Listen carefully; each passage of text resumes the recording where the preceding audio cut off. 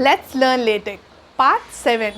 Today let's see how to insert mathematical equations and functions into your LaTeX document.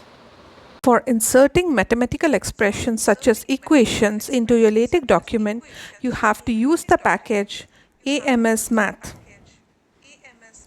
Next, how to insert equations within a line or a paragraph. Simply, you have to enclose it by the dollar signs at the beginning and end of the equation.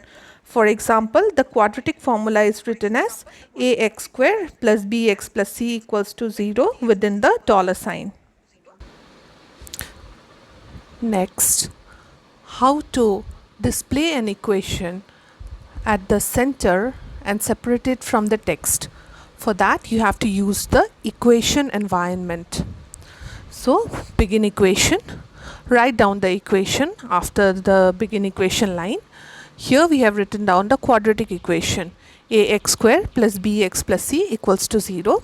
You can put a label for the equation and then end the environment by the end equation command. Next, let's align multiple equations under the align equation environment. We have to begin the environment with begin align, then write our equations, and at the end of each equation you can put a label and end it by the double backslash. Similarly, the second equation and the third equation, end the environment by the end align command. In this way, you can align multiple equations under the same environment. I hope this video was insightful. Do not forget to subscribe to the channel.